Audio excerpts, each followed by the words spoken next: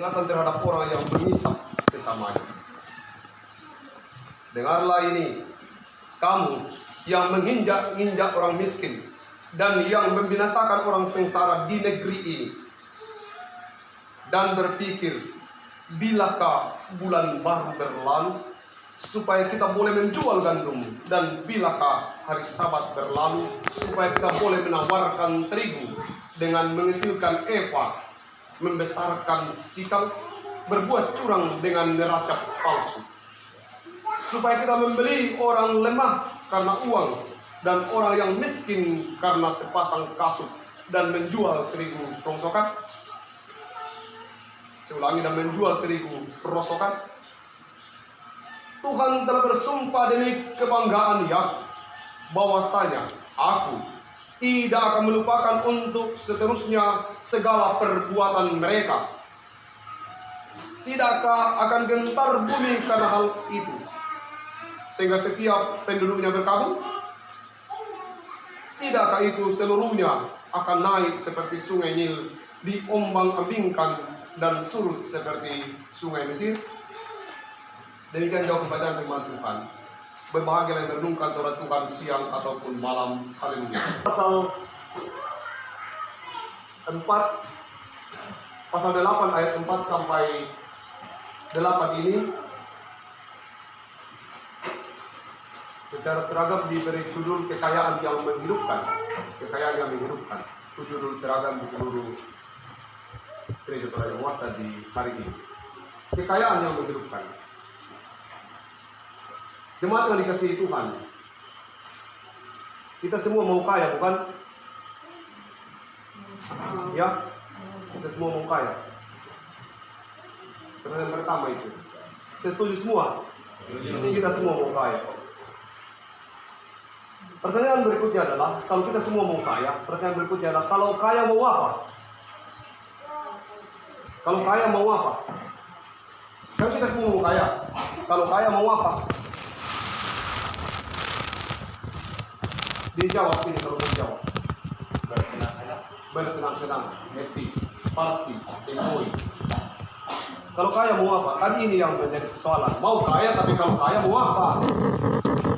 Kalau tidak jelas, jangankan Tuhan, Bapak saja. Kalau tidak mau kak begini, baru kamu. Kenapa kalau itu tidak jelas? Mau minta sesuatu untuk apa? Mau beli motor untuk apa?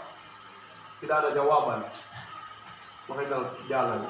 Kalau sesuatu mau diberikan kepada kita dan tidak jelas mau diapakan, itu juga sulit diberikan. Bagaimana kita tanya, mau semua program kaya tapi tidak tahu mau bikin apa kalau kaya? Kayaknya kita tidak mau jujur ini. Semua ingin kaya, tapi tidak ada program kalau kaya mau bikin apa? Ya, ada programnya, udah kan kaya.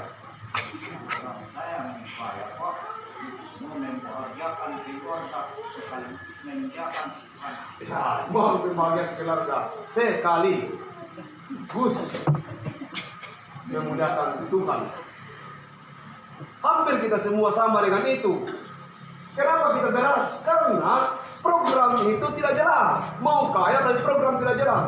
Mau membahagiakan diri sendiri, mau membahagiakan keluarga sekali.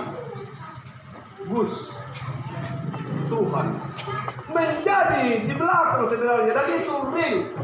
Bahwa Tuhan kemudian kalau kita sudah kaya, baru kemudian Tuhan di belakang. Yang Alkitab bilang apa?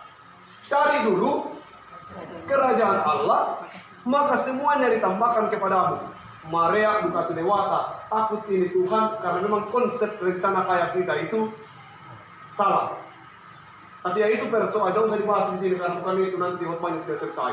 Tapi yang pastinya dasar awalnya memang sudah dia takut bahwa kita kemudian kaya dan kemudian misalnya seperti itu. Baru kemudian Tuhan di urutan kedua. Urutan pertama adalah kaya untuk bersenang-senang. Itu urusan lain. Nah, nanti di khotbah berikutnya kita mendengarkan ini. Majalah Forbes di tahun 2021 merilis 50 orang terkaya di Indonesia. Pasti kita tidak ada satupun di dalamnya. di Toba juga tidak ada.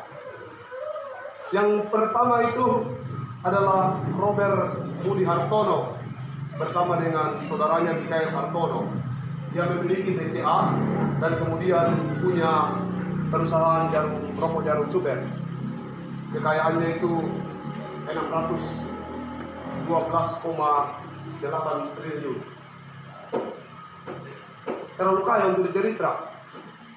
Tapi kalau kita tanya ini Bapak, kenapa mau kaya? Mudah-mudahan jawabannya seperti Pak Tua tadi, bahwa rencana kayanya adalah membahagiakan keluarga. Saya sudah yakin keluarga sudah bahagia. Yang kedua itu yang pertanyaan berikutnya, memuliakan Tuhan. Kalau dia memuliakan Tuhan ini, jangan setengah, sedikit sudah bisa membahagiakan banyak orang. Tapi kita tidak tahu apa yang dia lakukan. Tapi itu persoalan pribadinya. Tapi yang kita mengatakan bahwa ketika konsep rencana untuk kaya itu didasari dengan pemahaman itu, maka akan seperti itu. Di dunia ini juga dirilis beberapa waktu yang lalu bahwa orang terkaya di dunia itu adalah Elon Musk, yaitu 2,259 triliun kekayaannya dan tidak akan habis sampai 7 turunan. Dia sudah pasti bahagia. Pertanyaan berikutnya, apakah dia sekaligus untuk memuliakan Tuhan? Ya itu yang kita belum tahu. Karena kalau dia sekaligus memuliakan Tuhan, saya tidak tahu berapa gereja yang bisa dibantu ini orang. Kenapa tidak pernah dirilis orang termiskin di dunia? Siapa orang termiskin di dunia? Kita tidak tahu toh, karena kita tidak tertarik dengan orang miskin di dunia. Kita tertarik dengan 50 orang terkaya di dunia dan 50 orang terkaya di Indonesia. Tidakkah kita merasa bahwa bagaimana kalau kita mencoba mencari dan merilis 50 orang termiskin di dunia atau 50 orang termiskin di Indonesia? Ada yang tahu siapa yang termiskin di dunia? Tidak ada, tuh hanya dari kertas yang tahu kayak ini. Orang janda yang persembahannya dengan tulus. Termiskin di Alkitab mungkin itu. Ada dalam catatan orang janda miskin. Berarti saja miskin. Termiskin di Alkitab. Iya. Masih yang miskin ya, harus makan borok-borok toh. Dia borok dan dia menunggu jatuhnya makanan sisa-sisa Tuhan. Masih mungkin yang miskin itu. Tapi pertanyaan saya adalah, siapa termiskin di dunia? Aku merasa orang termiskin di dunia yang penuh derita bermandikan air mata. Itulah diriku, kukatakan padamu, agar apa? Tidak banyak yang suka lagu dangdut masalahnya. Agar engkau tahu siapakah diriku. Aku merasa orang termiskin di dunia. Miskin itu rasa. Dan hari ini saya menyanyikan lagu itu berarti bahwa saya adalah orang termiskin di dunia. Dan setiap orang menyanyikan lagu itu, dia masuk dalam kategori itu. Itu persoalan ras. Jadi, sesungguhnya yang mau diceritakan dalam bacaan kita ini, dalam renungan kita, adalah kekayaan yang menghidupkan.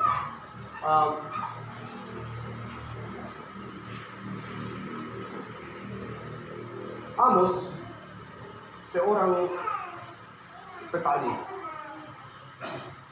Dia peternak. Dia pekerjaannya menanam pohon kurma dan mencari buah di hutan. Dia aman dengan pekerjaan itu. Tapi dia harus dipanggil keluar dari zona aman itu untuk memberitakan berita pertobatan kepada bangsa Israel atau masyarakat atau penduduk yang ada di Tekoa. Dia dari Tekoa. Tekoa itu jaraknya 16 km dari Yerusalem, 6 km dari Bethlehem. Dia dipanggil keluar dari sana untuk memberitakan berita pertobatan kepada banyak orang. Seharusnya dia merasa aman, cukup dengan apa yang dimiliki. Tapi dia harus mengerjakan pekerjaan itu. Dilematis di dunia ini. Di samping rumah orang kaya, ada orang miskin mati kelaparan. Dan tidak banyak yang peduli. Kelaparan itu adalah persoalan yang membunuh jutaan orang. Tapi tidak terlalu menarik untuk dibahas di dunia ini. Corona kemarin tidak terlalu banyak orang mati. Tapi begitu menggegerkan dunia. Kenapa? Karena kelaparan tidak membunuh orang kaya. Lebih banyak orang mati kelaparan daripada mati karena corona. Tapi kenapa corona begitu menakutkan dan seluruh dunia takut terhadap itu? Karena corona bisa membunuh siapa saja, termasuk orang kaya. Sebenarnya corona tidak bisa membunuh orang kaya tidak akan peduli, biarkan saja. Untuk apa? Karena kita tidak akan mati. Sama dengan bagaimana orang prihatin dengan orang miskin. Orang kaya tidak terlalu penting. Kenapa? Karena dia tidak akan mati karena kelaparan. Karena dia memiliki segalanya. Jemaat yang dikasihi Tuhan, kekayaan yang menghidupkan. Dalam bacaan ini, Amos dengan tegas menghujat dan marah terhadap orang-orang yang berlaku licik. Dia mau mengatakan bahwa apakah memang kita tidak boleh kaya? Boleh. Dan memang tujuan untuk itulah Tuhan menciptakan alam semesta ini, supaya kita hidup sejahtera di dalamnya. Alam semesta ini cukup untuk kita hidup sejahtera. Tetapi alam semesta ini tidak akan pernah cukup untuk orang-orang serakah. Kita bisa membayangkan bagaimana dibilang kaya dan cukup. Kalau kekayaan sudah biar 7 turunan tidak akan habis lalu tidak bisa dibagi-bagi, itu memang hal yang sudah masuk dalam kategori serakah menurut saya. Kita kembali ke kehidupan kita, kekayaan yang menghidupkan. Pertama, kekayaan yang menghidupkan adalah kekayaan yang didapat dan diperoleh dengan cara yang benar.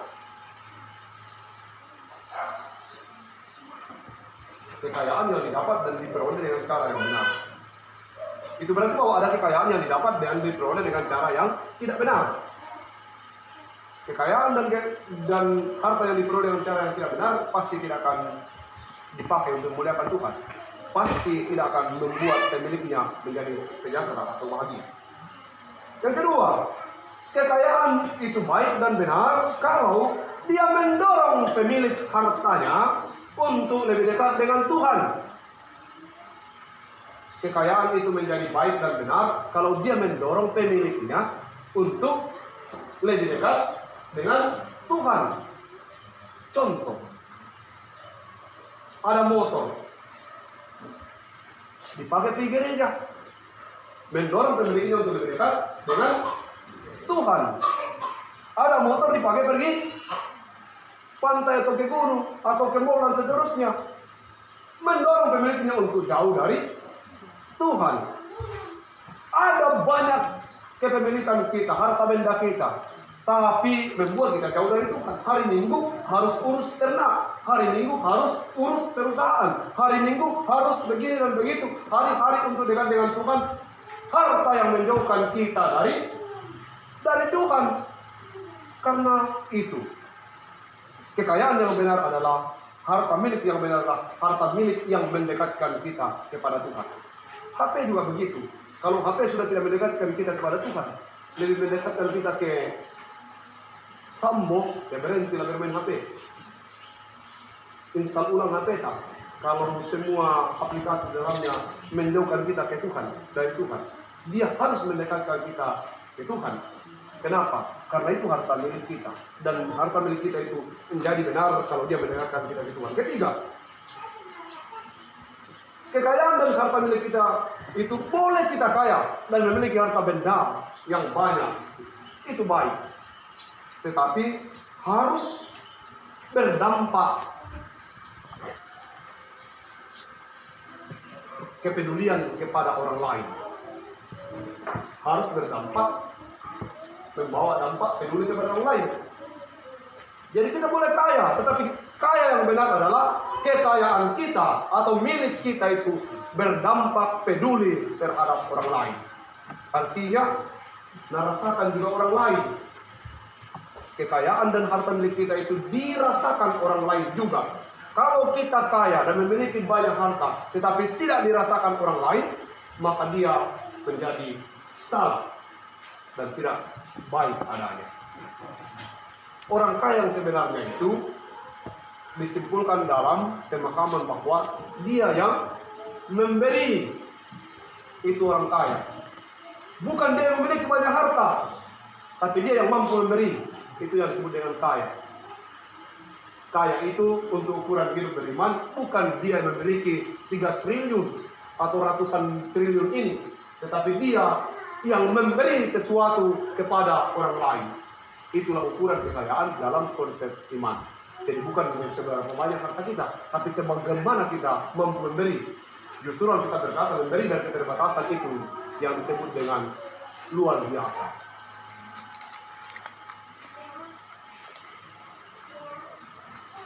Memang gereja kita cenderung bercerita banyak, berbicara banyak tentang gereja yang maju.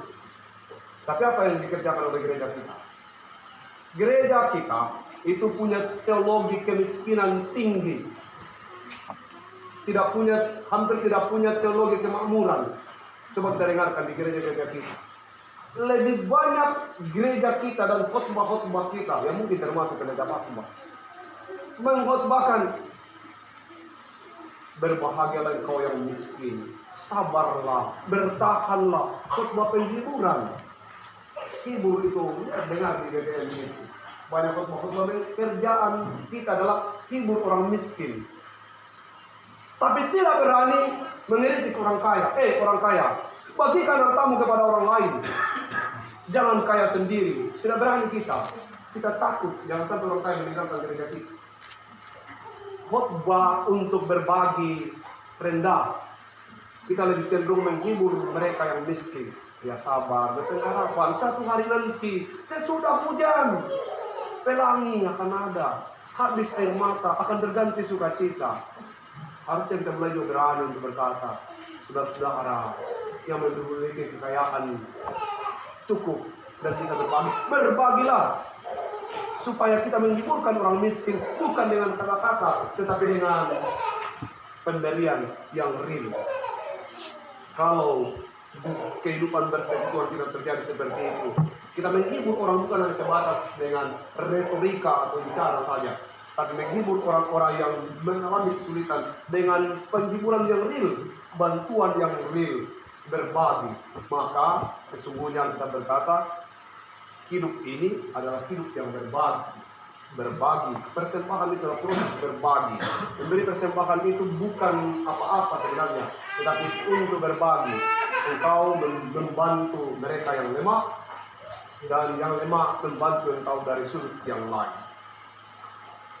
Dulu, waktu menara gereja di Maksar Palando sedang dibangun, saya bilang, bagaimana kalau itu kita bikin sarang walet saja? Itu 2 peta, itu bisa menghasilkan uang. Oh, tidak bisa. Ini gereja, tidak boleh. Sudah. Bagaimana kalau kita bikin usaha jemaat? Mungkin ke depan kita butuh uang besar. Kita harus beli mobil layanan. Kita harus punya banyak perangkat dalam bergereja kita. Tidak boleh. Gereja tidak boleh bermain musik. Ya sudah. Semoga ke depan gereja kita punya misi yang besar. Tadi malam di sidang klasis hampir dibubarkan panitia pembangunan kantor klasis. Kenapa? Karena tidak pernah berkembang dananya. Sudah hampir dilakukan. Lalu saya bilang begini, jangan menguburkan mimpi 10 tahun hanya dengan keputusan 1 malam. Kita sudah 10 tahun berencana untuk membangun kantor klasis. Lalu dengan mudah kita berkata sekarang kita bekukan hanya karena persoalan kita tidak punya misi dan visi yang kuat. Tidak boleh. Biarkan dia ada dan menjadi mimpi besar. Demikian juga dalam kehidupan kita. Mari kita meyakini bahwa kita semua ini diberi karunia oleh Tuhan, diberi hikmat dan kekayaan. Kalau kita tidak kaya secara harta, mungkin kita memiliki potensi dan pengetahuan. Mari kita berbagi. Kita harus keluar dari zona aman kita. Kita harus merasa bahwa kita memiliki potensi. Kita harus merasa bahwa kita adalah orang-orang yang punya bakat alami dari Tuhan. Kalau kita tidak punya uang, kita punya talenta yang lain. Tapi yang prinsip dalam renungan ini adalah kekayaan yang menghidupkan. Harta yang kita miliki harus menghidupkan diri kita sendiri, lebih dekat dengan Tuhan. Harta yang kita miliki harus membuat orang lain di sekitar kita menikmatinya, apapun bentuknya itu. Kekayaan harus mendampakkan kepedulian terhadap orang lain. jangan kita hanya menikmati sendiri. Amsal pasal 13 ayat 11 berkata, harta yang diperoleh dengan harta diperoleh akan berkurang, tetapi siapa mengumpulkan sedikit demi sedikit menjadi kaya.